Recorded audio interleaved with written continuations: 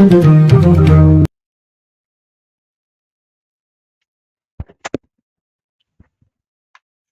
ಗುರುಭ್ಯೋ ನಮಃ. ಹರಿ ಓಂ. ಶುಕ್ಲಾಂಬರಧರಂ ವಿಷ್ಣುಂ ಶಶಿವರ್ಣಂ ಚತುರ್ಭುಜಂ ಪ್ರಸನ್ನವದನಂ ಧ್ಯಾಯೇತ್ ಸರ್ವವಿಘ್ನೋಪಶಾಂತಯೇ. ಆಪಾದಮೌಳಿಪರ್ಯಂತಂ ಗುರುಣಾಮಾಕೃತಿಂ ಸ್ಮರೇತ್ ತೇನ ವಿಘ್ನಾಃ ಪ್ರಣಶ್ಯಂತಿ ಸಿದ್ಧ್ಯಂತಿ ಚ ಮನೋರಥಾಃ. ಶ್ರೀ ಗುರುಭ್ಯೋ ನಮಃ. ಹರಿ ಓಂ. ಎಲ್ಲರಿಗೂ ನಮಸ್ಕಾರಗಳು.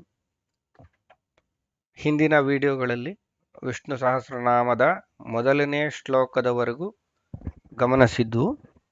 ವಿಶ್ವಂ ವಿಷ್ಣುರ್ವಷಟ್ಕಾರೋ ಭೂತಭವ್ಯ ಭವತ್ಪ್ರಭೋ ಭೂತಕೃತ್ ಭೂತಭೃದ್ಭಾವೋ ಭೂತಾತ್ಮ ಭೂತಭಾವನಃ ಮೊದಲನೇ ಶ್ಲೋಕ ನೆನ್ನೆಗೆ ಮುಗಿದಿತ್ತು.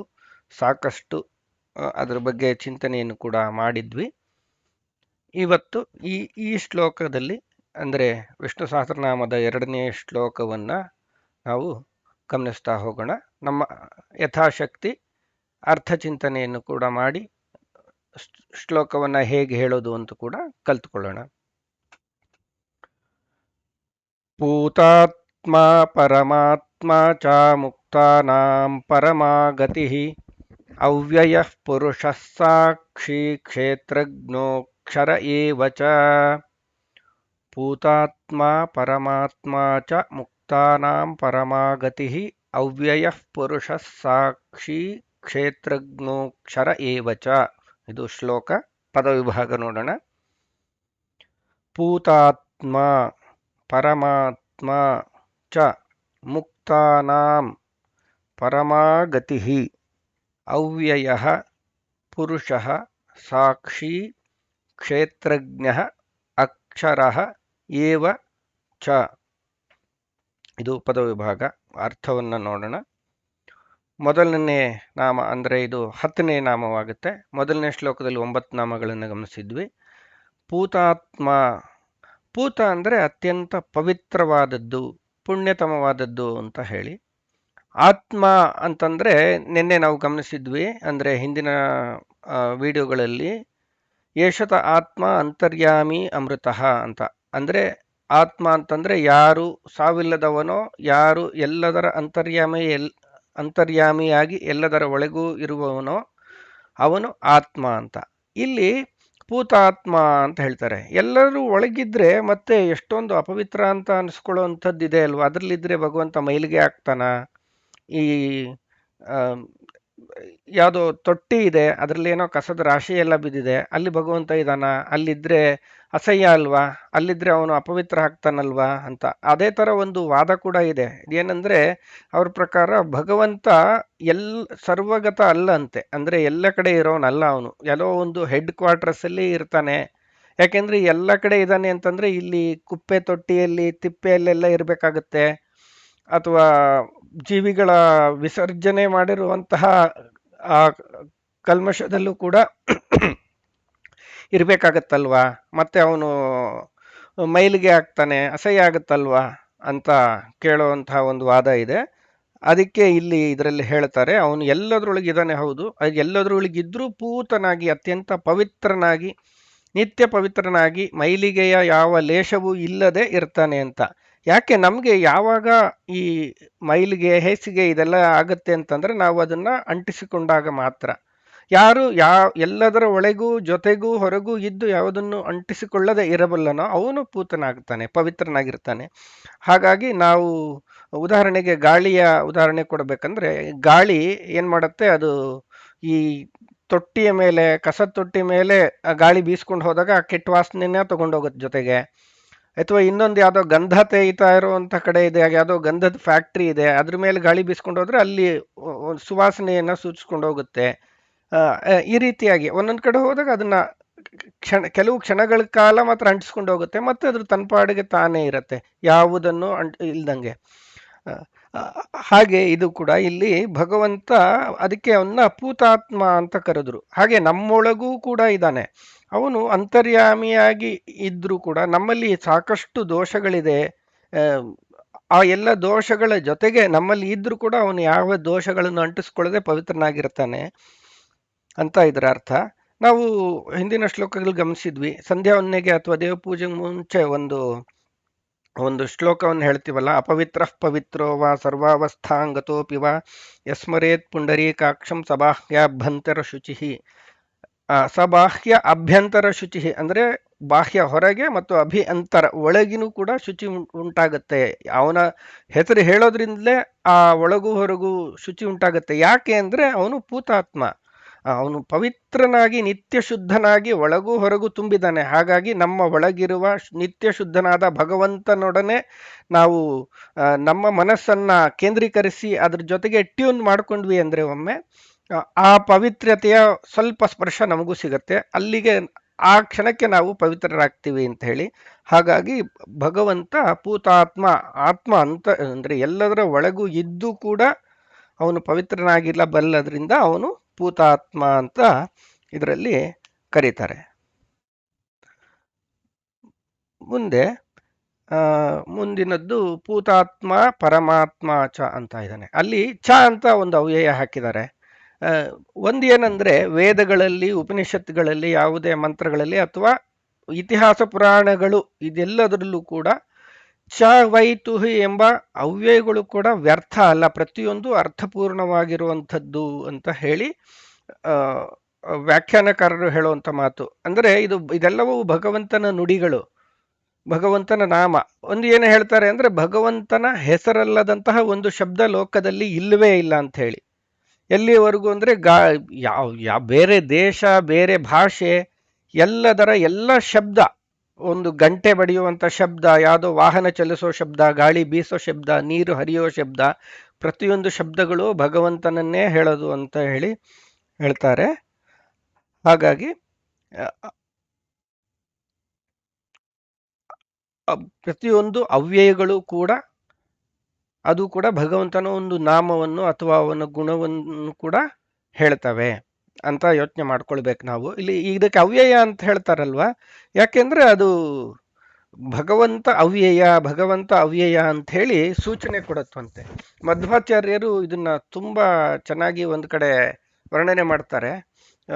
ಅಂದ್ರೆ ನಾವು ಹೇಗೆ ಪ್ರತಿಯೊಂದು ಶಬ್ದದಲ್ಲೂ ಭಗವಂತನ ಕಾಣಬೇಕು ಅಂತ ಏನು ಹೇಳ್ತಾರ, ಅದು ಹೇಗೆ ಅಂತ ಹೇಳಿ, ಈ ಹಲ್ಲಿ ಲೊಚ್ಚುಗುಡುತ್ತೆ ಅಂತ ಒಂದೇನೋ ಒಂದು ಸೌಂಡ್ ಮಾಡುತ್ತೆ.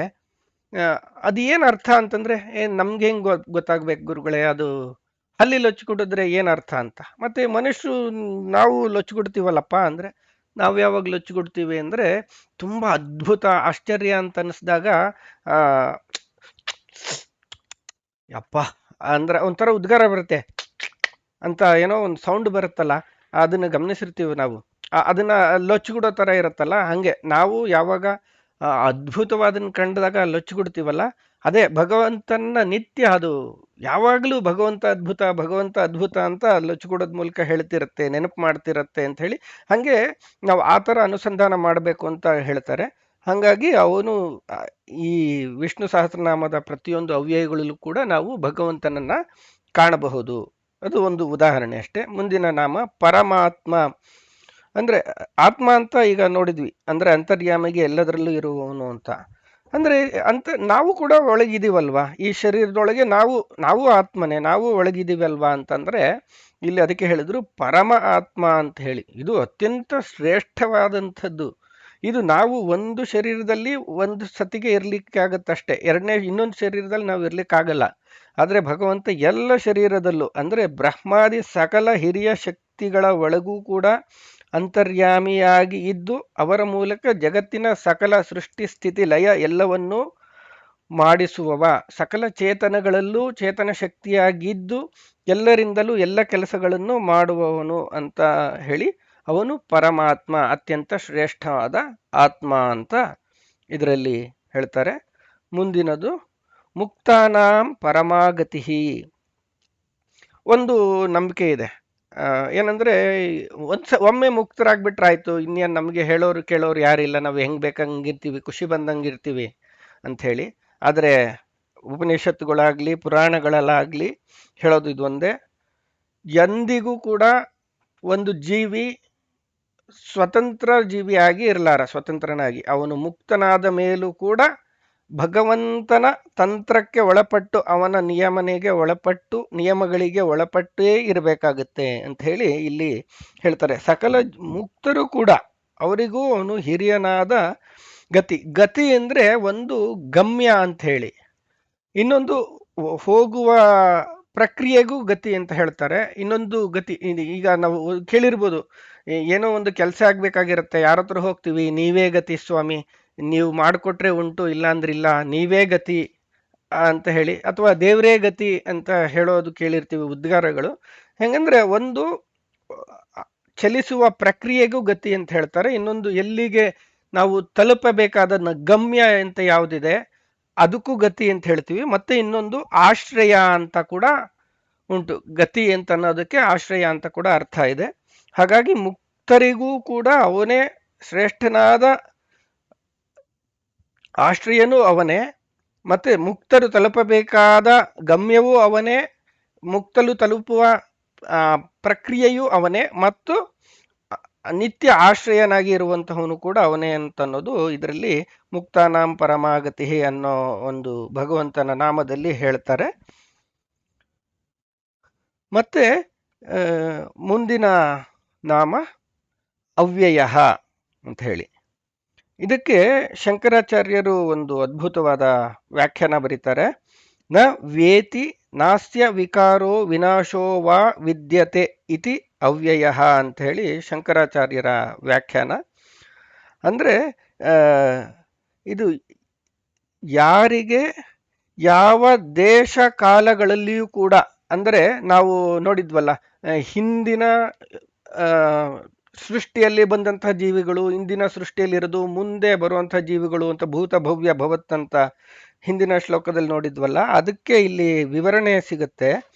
ಅಂದ್ರೆ ಇದು ಹಿಂದೆ ನಾಶ ಇರಲಿಲ್ಲ, ಅಂದ್ರೆ ವಿಕಾರವಾಗಲಿ, ಅಂದ್ರೆ ವ್ಯತ್ಯಾಸಗಳು, ವಿಕಾರ ಅಂದ್ರೆ ವ್ಯತ್ಯಾಸಗಳು, ನಮ್ಮಲ್ಲಿ ಉಂಟಾಗುವಂತಹ ಮಾನಸಿಕ ವಿಕಾರಗಳು ಅಂತೇನೋ ಹೇಳ್ತೀವಲ್ಲ, ಆ ರೀತಿ ವ್ಯತ್ಯಾಸಗಳಾಗಲಿ, ಅಥವಾ ನಾಶ ಆಗೋದು, ಇವತ್ತಿತ್ತು ನಾಳೆ ಇಲ್ಲ ಅಂತ ಆ ರೀತಿ ಆಗೋದಾದ್ರಲ್ಲಿ ಅದು ಯಾವುದು ಕೂಡ ಇಲ್ಲ. ಅದರಿಂದ ಅವನು ಅವ್ಯಯ, ಅವನು ಎಂದೆಂದಿಗೂ ಖಾಲಿಯಾಗದಂತಹ ಶಕ್ತಿ ಅಂತ ಹೇಳಿ ಒಂದು ಅರ್ಥ.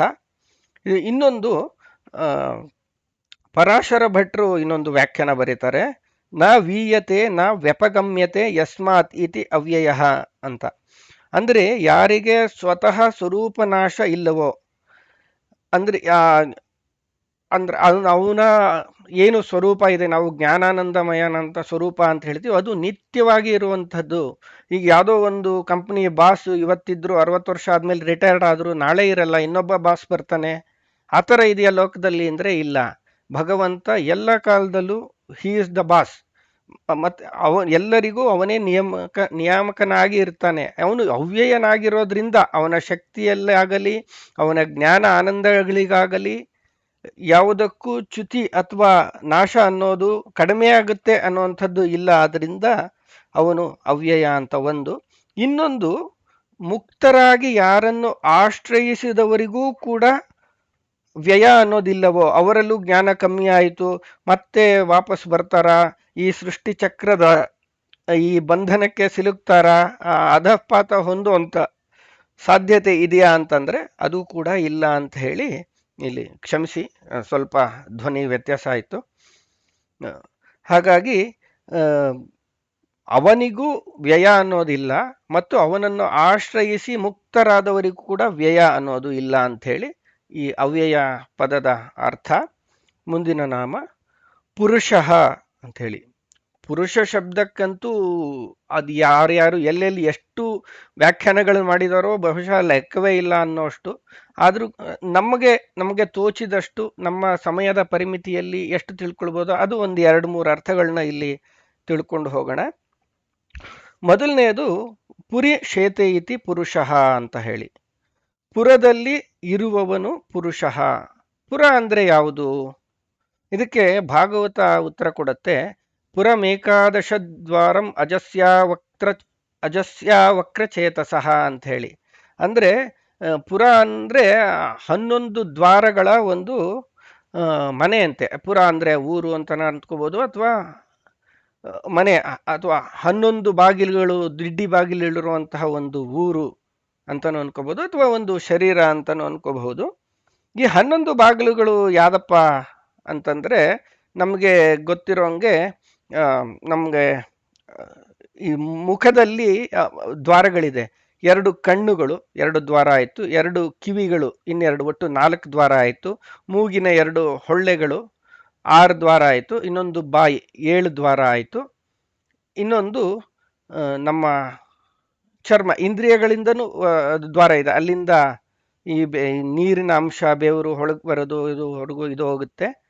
ಮತ್ತೆ ಇನ್ನೊಂದ್ರೆ ಮಲಮೂತ್ರ ದ್ವಾರಗಳು 2 ಆಯಿತು, ಒಟ್ಟು 9. ಮತ್ತೆ ಇನ್ನೆರಡು ವಿಶೇಷ ದ್ವಾರಗಳಿದೆ. ಒಂದು ನಾಭಿ ಅನ್ನೋದು ಒಂದು ದ್ವಾರ, 10ನೇ ದ್ವಾರ ನಾಭಿ. ಇದಾಯ್ತು. 2 ಕಣ್ಣುಗಳು, 2 ಕಿವಿಗಳು, ಮೂಗಿನ 2 ಹೊಳ್ಳೆಗಳು, ಬಾಯಿ 7 ಆಯಿತು. ಮಲಮೂತ್ರ ವಿಸರ್ಜನಾಂಗಗಳು 2 ಆಯಿತು, 9 ಆಯಿತು. ಆಮೇಲೆ ಈ ನಾಭಿ ಒಂದು ದ್ವಾರ. ಈ ದ್ವಾರ, ತಾಯಿಯ ಗರ್ಭದಲ್ಲಿದ್ದಾಗ ನಾವು ಈ ದ್ವಾರದ ಮೂಲಕವೇ ನಮಗೆ ಎಲ್ಲ ಆಹಾರವಾಗಲಿ ಪ್ರಾಣವಾಯು ಆಗಲಿ ಸಿಗತ್ತೆ ಅಂತ ವಿಜ್ಞಾನ ಕೂಡ ನಮಗೆ ಹೇಳಿದ್ದು ಗೊತ್ತಿದೆ. ಇದು ಒಂದು ದ್ವಾರ. ಈ ದ್ವಾರ ಏನಂದ್ರೆ, ತಾಯಿಯ ಗರ್ಭದಿಂದ ಹೊರಗೆ ಬರ್ತಿದ್ದಂಗೆ ಈ ದ್ವಾರ ಮುಚ್ಚೋಗುತ್ತೆ ಪರ್ಮನೆಂಟ್ ಆಗಿ. ಇನ್ನೊಂದು 11ನೇ ದ್ವಾರ ಅಂದ್ರೆ, ಇದು ಯೋಗಿಗಳಿಗೆ ಮಾತ್ರ ಇರುವಂತಹ, ಅವರು ಉಪಯೋಗಬಲ್ಲಂತಹ ದ್ವಾರ. ಅಂದ್ರೆ ಈ ಸಹಸ್ರಾರ, ನೆತ್ತಿಯ ಮೇಲೆ ಏನಿದೆ ಸಹಸ್ರಾರ ಅಂತ ನಾವು ಪ್ರವಚನಗಳಲ್ಲೆಲ್ಲ ಕೇಳಿರ್ತೀವಿ, ಸ್ವಂತ ಅನುಭವ ಇಲ್ಲ, ಪುಸ್ತಕದಲ್ಲಿ ಓದಿರ್ತೀವಿ. ಇಲ್ಲಿ ನೆತ್ತಿಯ ಮೇಲೆ ಸಹಸ್ರಾರ ಅಂತ ಒಂದು ದ್ವಾರ ಇದೆ. ಯೋಗಿಗಳು ಆ ದ್ವಾರದ ಮೂಲಕವೇ ಪ್ರಾಣವನ್ನ ತ್ಯಾಗ ಮಾಡ್ತಾರೆ, ಸಾಧನೆಯಿಂದ ಮೇಲೇರಿ ಅಂತ ಹೇಳಿ ನಾವು ಕೇಳಿ ಗೊತ್ತು ಕಥೆಗಳಲ್ಲಿ. ಹಾಗಾಗಿ ಈ 11 ದ್ವಾರದ ಈ ಶರೀರ, ಇದರಲ್ಲಿ ಶೇತೆ ನಿತ್ಯವಾಗಿ ಇರುವಂತಹವನು ಭಗವಂತ ಅಂತ. ಅವನೇ ವಾಸ್ತವವಾಗಿ ಈ ಶರೀರದಲ್ಲೂ ಕೂಡ, ಈ ಪಾಂಚಭೌತಿಕ ಶರೀರದಲ್ಲಿ ಇರೋದು ಅವನೇ. ಯಾಕೆಂದ್ರೆ ಇರುವಿಕೆ ಅಂತಂದ್ರೆ ಸ್ವತಂತ್ರವಾದ ಇರುವಿಕೆ ಅಂತ ನಾವು ಕೇಳಿದ್ವಿ. ಇದು ಒಂಥರ ಈ ಬಾಡಿಗೆ ಮನೇಲಿ ಇದ್ದಂಗೆ. ನಾವು ಬಾಡಿಗೆ ಮನೇಲಿ ಇದ್ರೂ ಕೂಡ ಅಲ್ಲಿ ಮನ್ಸಿಗೆ ಬಂದಂಗೆ ಏನೋ ಗೋಡೆ ಹೊಡೆಯೋದು, ಬಾಗ್ಲು ಹೊಡೆಯೋದು, ಇನ್ನೊಂದೇನೋ ಮಾಡಕ್ಕೆ ನಮಗೆ ಅಲ್ಲಿ ಶಕ್ತಿ ಇರಲ್ಲ. ಆ ಮನೆ ಯಜಮಾನ ಯಾರೋ, ಅವನಿಗೆ ಆ ಎಲ್ಲ ಶಕ್ತಿಗಳಿರೋದು. ನಾವು ಅವನಿಗೆ ಇಂಡೆಂಟ್ ಹಾಕೋಬೇಕು. ಇಲ್ಲಿ ಮಳೆ ನೀರು ಸೋರ್ತಾ ಇದೆ, ಅಲ್ಲೆಲ್ಲೋ ಬಾಗ್ಲು ಮುರಿದೋಗಿದೆ, ಇನ್ನೊಂದು ಯಾವುದೋ ನೆಲ್ಲಿ ಮುರಿದೋಗಿದೆ, ಈ ಥರದ್ದೆಲ್ಲ ಹೇಳಬೇಕು. ಆ ಓನರ್ ಬಂದಾಗ ಇದನ್ನೆಲ್ಲ ಸರಿ ಮಾಡಿಸೋದು, ಇದೆಲ್ಲ ಏನಿದೆಯಲ್ಲ, ಈ ಮನೆ ಕೂಡ ಅಂದ್ರೆ ಈ ಶರೀರ ಅನ್ನೋ ಪುರದಲ್ಲೂ ಕೂಡ ನಮ್ಮ ಕರ್ಮ ಇಷ್ಟೇ. ನಾವು ಅಸ್ವತಂತ್ರರಾಗಿ ಇದರಲ್ಲಿರ್ತೀವಿ. ಭಗವಂತ ಅನುಗ್ರಹ ಮಾಡಿದಾಗ ಅದರಲ್ಲಿ ಬೇರೆ ಬೇರೆ ಏನು ಬೇಕೋ ಅದು ಸಿಗುತ್ತೆ, ಏನು ಬೇಡವೋ ಅದು ಹೋಗುತ್ತೆ, ಈ ರೀತಿ ಆಗ್ತಾ ಇರುತ್ತೆ. ಹಾಗಾಗಿ ಅವನು ಈ ಪುರದಲ್ಲಿ ಇರುವವ ಪುರುಷ. ಇನ್ನೊಂದು ಪುರುಷ ಅಂದ್ರೆ, ಪುರ ಅಂತಂದ್ರೆ ಇಡೀ ಬ್ರಹ್ಮಾಂಡ. ನಮಗೆ ನಮ್ಮ ಶರೀರ ಪುರ ಆಯಿತು. ಬ್ರಹ್ಮನಿಗೆ ಯಾವುದು ಪುರ ಅಂದ್ರೆ ಬ್ರಹ್ಮಾಂಡ ಶರೀರಿ ಅಂತ ಹೇಳಿ ಬ್ರಹ್ಮನನ್ನ, ಚತುರ್ಮುಖ ಬ್ರಹ್ಮನನ್ನು ಕರೀತಾರೆ. ಯಾವ ಜಗತ್ತಿನ ಇಡೀ ಸೃಷ್ಟಿಯನ್ನು ಮಾಡುವಂತಹ ಚತುರ್ಮುಖ ಬ್ರಹ್ಮಾಂಡ ಅನ್ನೋ ಶರೀರ ಇದೆಯೋ ಅದರಲ್ಲೂ ಕೂಡ ಅವನೇ ತುಂಬಿದಾನೆ. ಅವನು ಆ ಬ್ರಹ್ಮಾಂಡ ಎಂಬ ಶರೀರದಲ್ಲಿ ಪುರದಲ್ಲಿ ಇರುವ ಪುರುಷ ಅಂದ್ರೆ ಬ್ರಹ್ಮನಿಗೂ ನಿಯಾಮಕನಾಗಿ ಸೃಷ್ಟಿಯನ್ನು ಮಾಡುವಂತಹ ಭಗವಂತನ ರೂಪ ಅಂತ ಹೇಳಿ ಪುರುಷ ಅಂತ. ಇನ್ನೊಂದು ನಾವು ಷಡ್ಗುಣ ಅಂತ, ಭಗವಂತ ಅನ್ನ ಏನು ನಾಮಕ್ಕೆ ಏನು ಕೇಳಿದ್ವಿ, ಷಡ್ಗುಣ ಐಶ್ವರ್ಯ ಸಂಪನ್ನ ಅಂತ ನಾವು ನೋಡಿದ್ವಲ್ಲ ಹಿಂದಿನ ವಿಡಿಯೋಗಳಲ್ಲಿ. ಅದೇ ಇಲ್ಲಿ ಪುರುಷ ಅಂದ್ರೆ ಪೂರ್ಣ ಷಡ್ಗುಣನಾದವನು ಅಂತ. ಪೂರ್ಣ ಷಡ್ಗುಣ ಅಂದ್ರೆ ಇದು ಕೇಳಿದ್ವಿ, ಐಶ್ವರ್ಯಶ್ಚ ಸಮಗ್ರಸ್ಯ ವೀರ್ಯಶ್ಚ ಯಶಸ್ಸ ಸ್ತ್ರೀಯ ಜ್ಞಾನ ವೈರಾಗ್ಯಶ್ಚೈವ ಷಣ್ಣಾಂಭಗ ಇತೀರಣ ಅಂತ ಶ್ಲೋಕ ನೋಡಿದ್ವಿ.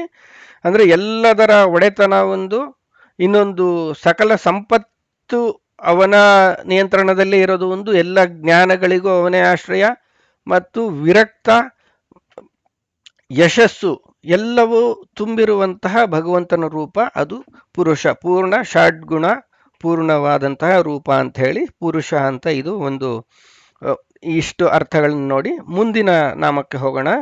ಸಾಕ್ಷಿ ಅಂತ. ಸಾಕ್ಷಿ ಅಂದ್ರೆ ನಮ್ಗೆ ಗೊತ್ತು, ಇಂಗ್ಲಿಷಲ್ಲಿ ಅದಕ್ಕೆ ವಿಟ್ನೆಸ್ ಅಂತಾರೆ. ಯಾವುದೋ ಒಂದು ಏನೋ ಕೃತ್ಯ ನಡೆದಿದೆ, ವಿಚಾರಣೆಗೆ ಯಾರನ್ನೋ ಹಿಡ್ಕೊಂಡು ಬರ್ತಾರೆ, ನೀನು ಅದನ್ನ ನೋಡಿದ್ಯಾ ಅಲ್ಲಿ ಎದುರುಗಡೆ ನಿಂತು ಅಂತ ಕೇಳಿದಾಗ ಅವನು ಹೌದು ನಾನು ನೋಡಿದ್ದೆ ಅಂದಾಗ ಅವನು ಅಲ್ಲಿ ಸಾಕ್ಷಿ ಅಂತಾನೆ. ಅಂದ್ರೆ ಸಾಕ್ಷಿ ಅಂದ್ರೆ ಕಣ್ಣಾರೆ ನೋಡಿದವನು ಅಂತ ಹೇಳಿ. ಇದು ಅಕ್ಷ ಅಂದ್ರೆ ಸಂಸ್ಕೃತದಲ್ಲಿ ಕಣ್ಣು ಅಂತ ಹೇಳಿ. ಯಾರು ಕಣ್ಣು, ಭಗವಂತ ಅವನು ಅಕ್ಷ, ಅವನೇ ಕಣ್ಣಾಗಿ ಇರುವವನು. ಅಂದ್ರೆ ನಮಗೆ ಕಣ್ಣಿದೆ, ಆದ್ರೆ ನಾವು ನೋಡ್ತೀವಾ? ನಾವಾಗಿ ನೋಡ್ತೀವಾ? ಇಲ್ಲ. ನಮಗೆ ಕಣ್ಣಿದೆ, ಅದಕ್ಕೆ ಕಾಣ್ತಾ ಇದೆ. ಯಾವತ್ತೋ ಒಂದಿನ ಅದು ಕಾಣದೆ ಹೋಗ್ಬೋದು, ಅವಾಗ ಅದನ್ನ ನಾವೇನು ಮಾಡ್ಲಿಕ್ಕಿಲ್ಲ. ಅಥವಾ ಕಣ್ಣಿದೆ, ಕಾಣೋ ಶಕ್ತಿ ಇದೆ, ಇದಕ್ಕಿದ್ದಂಗೆ ಬೆಳಕೆ ಇಲ್ದಂಗೆ ಆಯ್ತು, ಕತ್ಲು ತುಂಬಿಕೊಂಡು ಅಂದ್ರೆ ಅವಾಗ್ಲೂ ಕಾಣಲ್ಲ.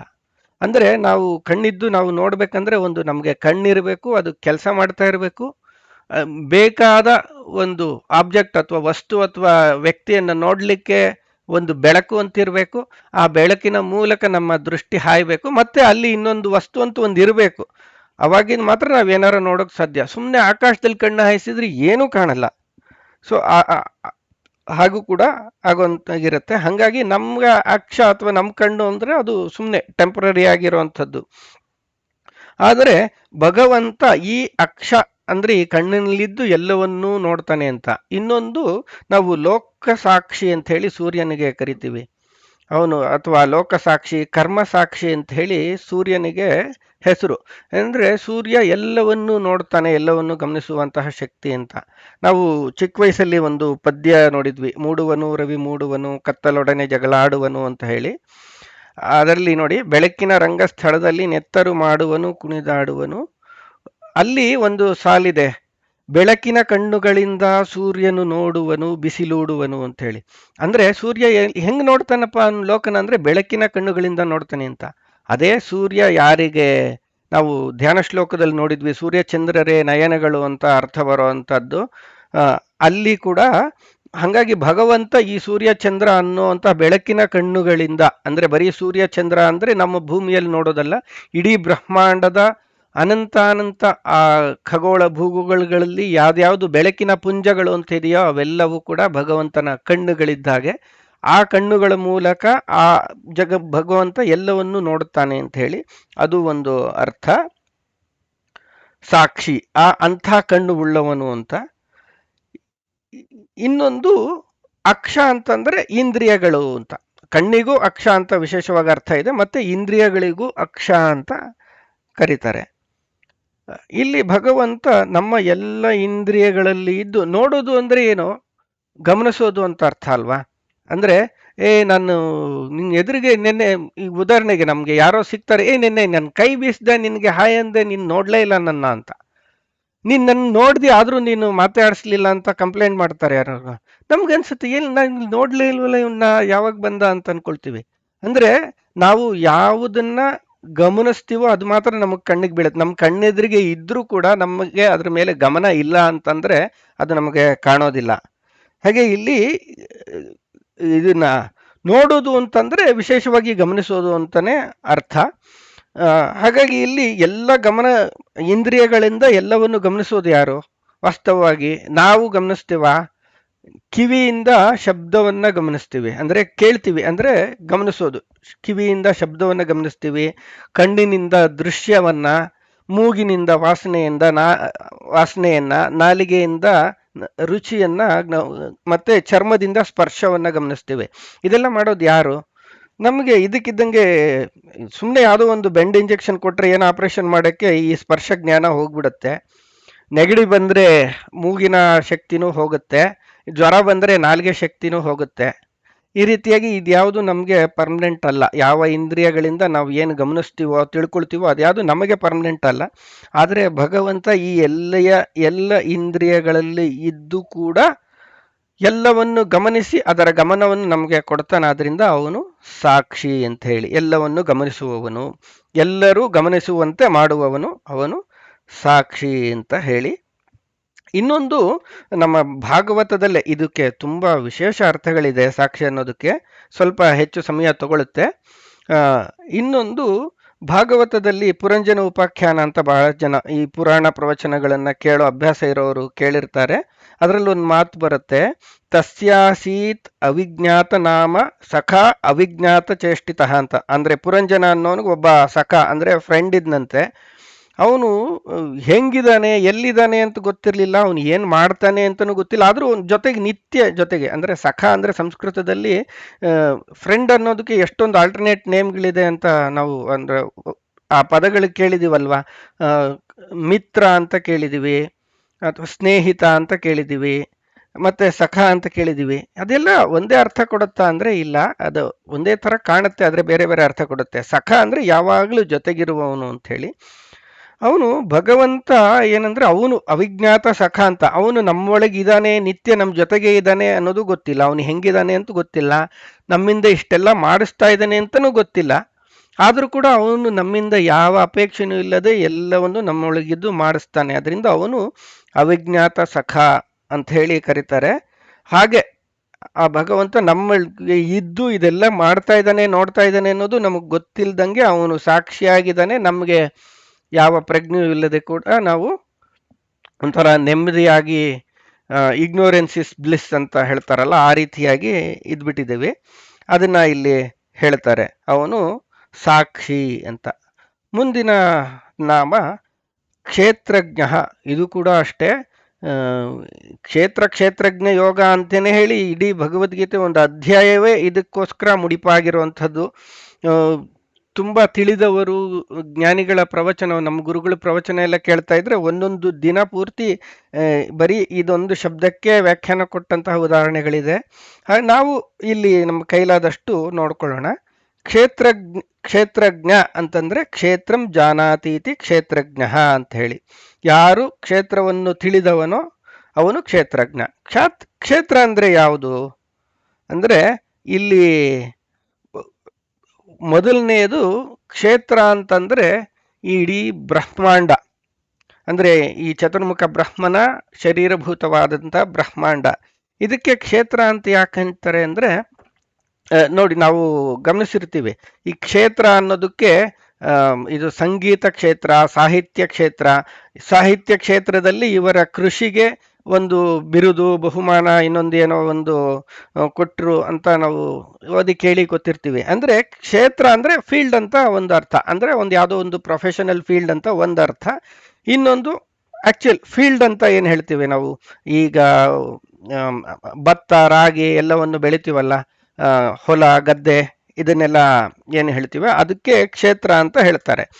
ಇಡೀ ಬ್ರಹ್ಮಾಂಡವೇ ಒಂದು ಕ್ಷೇತ್ರ ಅಂತ ಅನ್ಕೊಂಡ್ರೆ,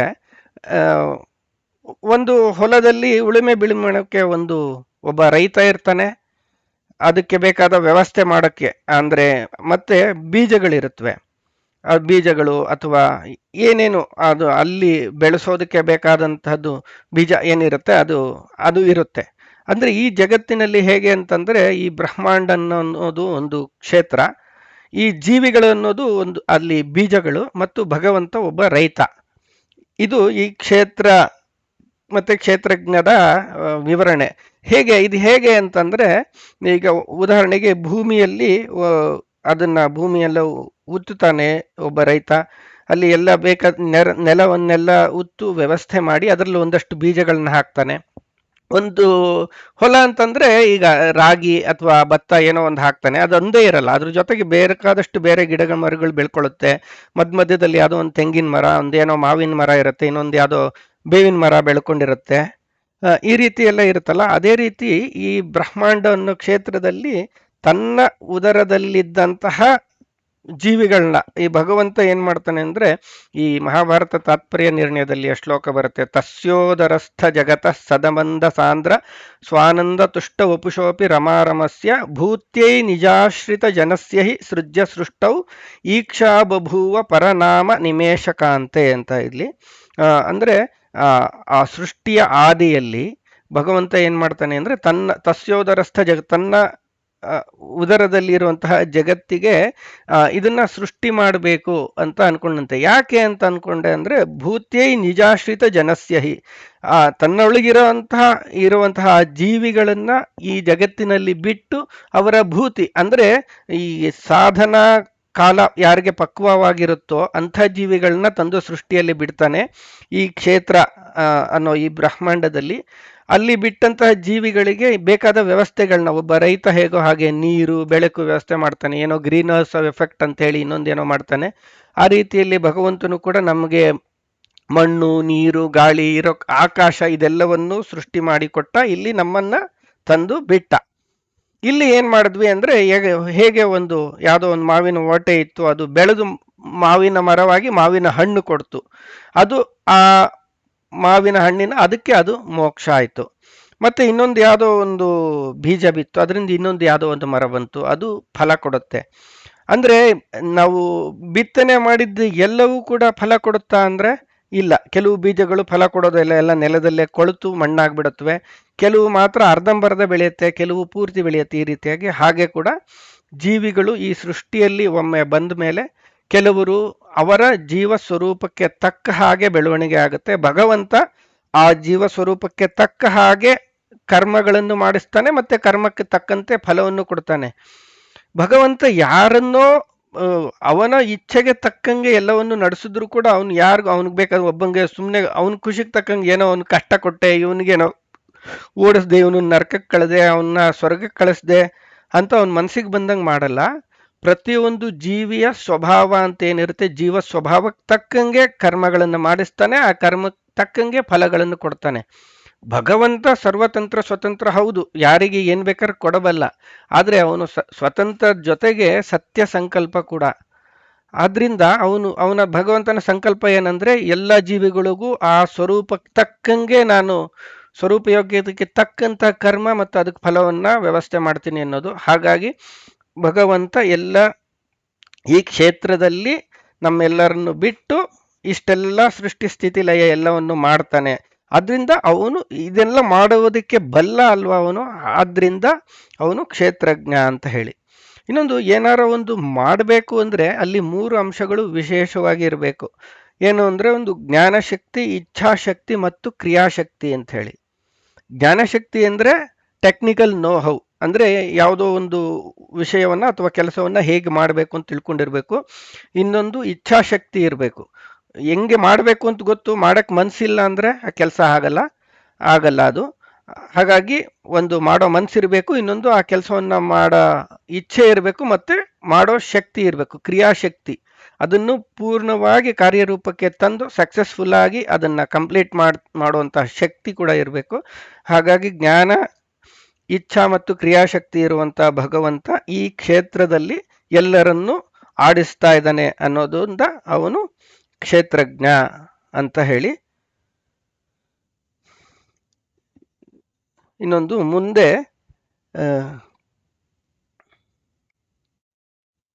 ಬ್ರಹ್ಮಾಂಡ ಶರೀರಿಯಾದ ಬ್ರಹ್ಮ ಅಂತ ಅದನ್ನು ಕೂಡ ನೋಡಿದ್ವಿ. ಮುಂದಿನ ನಾಮ ಅಕ್ಷರ. ಕ್ಷೇತ್ರಜ್ಞ ನೋಡಿದ್ವಿ, ಕ್ಷೇತ್ರಜ್ಞೋಕ್ಷರ ಏವಚ ಅಂತಿತ್ತು, ಇಲ್ಲಿ ಅಕ್ಷರ ಅಂತ ನೋಡ್ತಾ ಇದೀವಿ. ಅಕ್ಷರ ಅನ್ನೋ ಇದಕ್ಕೂ ಕೂಡ ಹಲವಾರು ಅರ್ಥಗಳಿದೆ. ಒಂದು, ಕ್ಷರಣ ಅಂದ್ರೆ ನಾಶ ಆಗೋದು ಅಂತ, ಕ್ಷರವಾಗೋದು ಅಂದ್ರೆ ನಾಶವಾಗೋದು ಅಂತ. ಈ ಭಗವಂತ ಅಕ್ಷರ, ಅವನಿಗೆ ಅದೇ ಹಿಂದಿನ ನಾಮಗಳಲ್ಲಿ ಕೆಲವು ಕಡೆ ನೋಡಿದ್ವಲ್ಲ, ದೇಶತಃ ಕಾಲತಃ ನಾಮರೂಪತಃ ನಾಶ ಇಲ್ಲದವ. ಅಂದರೆ ಈ ದೇಶತಃ ಅಂತಂದ್ರೆ ಇಲ್ಲೆಲ್ಲೋ ಭಾರತದಲ್ಲಿ ಇರ್ತಾನೆ, ಮತ್ತೆ ಇನ್ನೆಲ್ಲೋ ಅಮೆರಿಕದಲ್ಲಿ ಇರಲ್ವಾ, ಅಥವಾ ಈಗ ಈ ಕಲಿಯುಗದಲ್ಲಿ ಇದ್ದಾನೆ, ಮುಂದೆ ಬರುವಂತಹ ಕೃತ ತ್ರೇತ ದ್ವಾಪರಗಳಲ್ಲಿ ಇರಲ್ವಾ, ಅಥವಾ ಅವಾಗಿದ್ದವನು ಇನ್ನೊಂದು ಯುಗದಲ್ಲಿ ಇಲ್ದಂಗೆ ಆಗ್ತಾನ ಅಂದ್ರೆ ಆ ಥರ ಇಲ್ಲ. ಅವನು ಕ್ಷರ, ಯಾವುದೇ ನಾಶ ಇಲ್ಲದವನು. ದೇಶತಃ ನಾಶ ಇಲ್ಲ, ಮತ್ತು ಕಾಲತಃ ನಾಶ ಇಲ್ಲ, ಇನ್ನೊಂದು ದೇಶತಃನು ನಾಶ ಇಲ್ಲ. ಈ ಬ್ರಹ್ಮಾಂಡ ಎಲ್ಲ ನಾಶ ಆದ್ಮೇಲೆ ಅವನು ಇರ್ತಾನೆ ಇಲ್ವಾ ಅಂತಂದ್ರೆ ಅವನು ಇದ್ದೇ ಇರ್ತಾನೆ ಅಂತ ಹೇಳಿ. ಹಂಗಾಗಿ ಅವನು ನಾಶ ಇಲ್ಲದವ, ಅವನು ಅಕ್ಷರ ಅಂತ ಹೇಳಿ. ಇನ್ನೊಂದು ನೋಡಿದ್ವಿ, ಅಕ್ಷ ಅಂದ್ರೆ ಇಂದ್ರಿಯಗಳು ಅಂತ ನೋಡಿದ್ವಿ. ಅಕ್ಷಗಳ ಮೂಲಕ ರಮಣ ಅಂದ್ರೆ ಸಂತೋಷವಾಗಿ ಇರಬಲ್ಲವ. ನಮಗೆ ಇಂದ್ರಿಯಗಳಿಂದ ಖುಷಿನೇ ಸಿಗುತ್ತೆ ಅಂತ ಗ್ಯಾರಂಟಿ ಇಲ್ಲ. ಒಮ್ಮೊಮ್ಮೆ ಖುಷಿ ಸಿಗ್ಬೋದು, ಒಮ್ಮೊಮ್ಮೆ ದುಃಖ ಆಗ್ಬೋದು, ಒಮ್ಮೊಮ್ಮೆ ಭಯ ಆಗ್ಬೋದು, ಇಂದ್ರಿಯಗಳಿಂದ ಇವೆಲ್ಲ ಆಗುತ್ತೆ. ಆದ್ರೆ ಭಗವಂತನಿಗೆ ಮಾತ್ರ ಯಾವಾಗಲೂ ಅವನು ನಮ್ಮ ಇಂದ್ರಿಯಗಳಲ್ಲಿ ಇದ್ದುಕೊಂಡು ಆನಂದಮಯನಾಗೇ ಇರ್ತಾನೆ. ನಮಗೂ ಕೂಡ ಅವಾಗವಾಗ ಇಂದ್ರಿಯಗಳ ಮೂಲಕ ರಮಣ ಅಂದ್ರೆ ನಾವು ಈ ರಮ್ ಅಂತ ಏನೋ ಹೇಳ್ತೇವಲ್ಲ, ಆ ಥರ ಅಲ್ಲ ಇದು. ರಮ್ ಅಂತ ಸಂಸ್ಕೃತದಲ್ಲಿ ಅಂದ್ರೆ ಆನಂದ ಅಂತ ಹೇಳಿ. ರಮಣ ಅಂದ್ರೆ ಈ ಇಂದ್ರಿಯಗಳ ಮೂಲಕ ನಮಗೆ ಆನಂದದ ಅನುಭವವನ್ನು ಕೊಡುವಂತಹ ಭಗವಂತನ ರೂಪ, ಅದು ಅಕ್ಷರ. ಇನ್ನೊಂದು ಕ್ಷರ ಅಂದ್ರೆ ಕ್ಷರತಿ ಅಂತ, ಅಂದ್ರೆ ಕ್ಷರಣ ಅಂತಂದ್ರೆ ಸುರಿಸೋದು ಅಂತ ಇನ್ನೊಂದು ಅರ್ಥ. ಅಂದ್ರೆ ಯಾರು ಅತಿಶಯವಾಗಿ, ಅಕ್ಷರ ಅಂದ್ರೆ ಅತಿಶಯವಾಗಿ, ಕ್ಷರತಿ ಅಂದ್ರೆ ಸುರಿಸುವವನು ಅಂತ, ಅಂದ್ರೆ ಭಕ್ತರು ಬಯಸಿದ್ದನ್ನೆಲ್ಲವನ್ನು ವಿಶೇಷವಾಗಿ ಸುರಿಸುವವ, ಕೊಡುವವ, ಆದ್ರಿಂದ ಅವನು ಅಕ್ಷರ ಅಂತ. ಇನ್ನೊಂದು ಈ ಸಂಸ್ಕೃತದ ವೈಶಿಷ್ಟ್ಯ ನೋಡಿ, ಒಂದು ಮೂರಕ್ಷರದ ಇದೊಂದು ಪದ.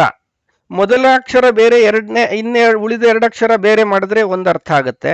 ಮೊದಲ ಎರಡಕ್ಷರ ಬೇರೆ, ಕೊನೆ ಅಕ್ಷರ ಬೇರೆ ಮಾಡಿದ್ರೆ ಅದು ಇನ್ನೊಂದು ಅರ್ಥ ಬಂತು. ಮೂರನ್ನು ಬೇರೆ ಬೇರೆಯಾಗಿ ನೋಡಿದ್ರೆ ಇನ್ನೊಂದು ವಿಶೇಷವಾಗಿ ಅರ್ಥ ಬರುತ್ತೆ. ಅದು ಒಂದೊಂದು ಪದವನ್ನು ಒಡೆದು ನೋಡುವಂತಹ ಅದು ರೀತಿ ಸಂಸ್ಕೃತ ವ್ಯಾಖ್ಯಾನದ ರೀತಿ. ಅಧಿಕವಾಗಿ ಕ್ಷರಣ ಮಾಡೋದು ಅಂತ ಒಂದು ಕೂಡ ನೋಡಿದ್ವಿ. ಇನ್ನೊಂದು ಅಕ್ಷ ಅಂತಂದ್ರೆ ನಾವು ಈ ಅಕ್ಷಮಾಲೆ ಅಂತ ಕೇಳಿರ್ತೀವಿ, ಅಕ್ಷರಮಾಲೆಯನ್ನು ಕೇಳಿದೀವಿ. ಇನ್ನೊಂದು ಅಕ್ಷಮಾಲೆ, ಅದಕ್ಕೆ ಯಾಕೆ ಈ ಮಣಿಗಳಿಂದ ಇರುತ್ತಲ್ಲ, ಓಂ ನಮೋ ನಾರಾಯಣ ಹೇಳಲಿಕ್ಕೋ ಅಥವಾ ನಾರಾಯಣ ಅಷ್ಟಾಕ್ಷರಕ್ಕೋ ಗಾಯತ್ರಿ ಜಪಕ್ಕೋ ಎಲ್ಲರೂ ಮಣಿ ಸರವನ್ನ ಬಳಸ್ತಾರಲ್ಲ, ಅದಕ್ಕೆ ಅಕ್ಷಮಾಲೆ ಅಂತ ಯಾಕೆ ಅಂತಾರೆ ಅಂದ್ರೆ ಆ ಇಂದ ಕ್ಷದವರೆಗೆ 51 ಅಕ್ಷರಗಳದು. ಭಗವಂತನ ಏಕ ಪಂಚಾಶದ್ ರೂಪಗಳು ಅಂತ ಕೇಳಿರ್ತೀವಿ. ಇದು ದೇವಗಳಲ್ಲಿ ಏಕ ಪಂಚಾಶದ್ ವರ್ಣಾನಾಂ ಚತುರ್ವಿಂಶತಿ ಮೂರ್ತಯ ಅಂತ ಹೇಳಿ ಈ ಶ್ಲೋಕಗಳನ್ನೆಲ್ಲ ದೇವಪೂಜೆಯಲ್ಲಿ ಹೇಳಿದ್ದು ಕೆಲವರಾದರೂ ಗಮನಿಸಿರ್ತಾರೆ. ಆ ರೀತಿಯಲ್ಲಿ ಆ ಇಂದ ಕ್ಷವರೆಗೂ, ಈಗ ಜಗತ್ತಿನಲ್ಲಿ ನೀವು ಯಾವುದೇ ಶಬ್ದ ಉಚ್ಚಾರಣೆ ಮಾಡಿ, ಯಾವುದೇ ಭಾಷೆ ಯಾವುದೇ ಉಚ್ಚಾರಣೆ ಮಾಡಿದ್ರು ಆ ಇಂದ ಕ್ಷ ಇರುವವರೆಗೂ ಇರುವಂತಹ ಪದಗಳ ಯಾವುದೋ ಒಂದು ಕಾಂಬಿನೇಷನ್ಲೇ ಇರುತ್ತದು. ಈ ಕಾಂಬಿನೇಷನ್ಗೆ ಬರದೇ ಇರುವಂತಹ ಒಂದು ಶಬ್ದ ಇಲ್ಲವೇ ಇಲ್ಲ ಲೋಕದಲ್ಲಿ ಅಂತ ಹೇಳಿ. ಹಾಗಾಗಿ ಈ ಎಲ್ಲ ಶಬ್ದಗಳಿಂದ ಸ್ತುತ್ಯನಾಗಿ ಕರೆಯಲ್ಪಟ್ಟು ಆನಂದವಾಗಿ ಇರುವವನು ಅಕ್ಷರ ಅಂತ ಹೇಳಿ, ಇದು ಒಂದು ಕೂಡ ಇದಕ್ಕೆ ಅರ್ಥ ವ್ಯಾಖ್ಯಾನದಲ್ಲಿ ಹಿರಿಯರು ಕೊಟ್ಟಿರುವಂಥದ್ದು. ಇಲ್ಲಿಗೆ ನಮ್ಮ 2ನೇ ಶ್ಲೋಕ ಮುಗಿಯತ್ತೆ. ಇಲ್ಲಿ ಏನೇನು ನೋಡಿದ್ವಿ ಅಂದರೆ, ಪೂತಾತ್ಮ ಪರಮಾತ್ಮ ಮುಕ್ತಾನಾಂ ಪರಮಾಗತಿ ಅವ್ಯಯ ಪುರುಷ ಸಾಕ್ಷಿ ಕ್ಷೇತ್ರಜ್ಞ ಅಕ್ಷರ ಅಂಥೇಳಿ. ಇಲ್ಲಿ ಒಟ್ಟು 8 ನಾಮಗಳು ಆದವು. ಅಂದರೆ 2ನೇ ಶ್ಲೋಕದಲ್ಲಿ 8 ನಾಮಗಳಾದವು. ಹಿಂದಿನ ಶ್ಲೋಕದಲ್ಲಿ 9 ನಾಮ, 9 8 ಒಟ್ಟು 17 ನಾಮಗಳನ್ನು ಇಲ್ಲಿವರೆಗೂ ನಮ್ಮ ಕೈಲಾದಷ್ಟು ನಮಗೆ ಗುರುಗಳು ಹೇಳಿದ್ರಲ್ಲಿ ಏನೇನು ನೆನಪಿತ್ತೋ ಅದನ್ನ ನಾವು ಗಮನಿಸಿ ಕಲ್ತ್ಕೊಳ್ಳುವಂತಹ, ನೆನಪು ಮಾಡಿಕೊಳ್ಳುವಂತಹ ಪ್ರಯತ್ನವನ್ನು ಮಾಡಿದ್ದೇವೆ. ಸೊ ಮುಂದಿನ ವಿಡಿಯೋಗಳಲ್ಲಿ ಮುಂದಿನ ಭಗವಂತನ ನಾಮಗಳನ್ನು, ಶ್ಲೋಕಗಳನ್ನು ಗಮನಿಸೋಣ. ಅಲ್ಲಿವರೆಗೂ ಎಲ್ಲರಿಗೂ ಕೂಡ ನಮಸ್ಕಾರ ಮತ್ತು ಅಭಿವಂದನೆಗಳು. ಶ್ರೀಕೃಷ್ಣಾರ್ಪಣಮಸ್ತು. ಜೈ ಶ್ರೀರಾಮ್.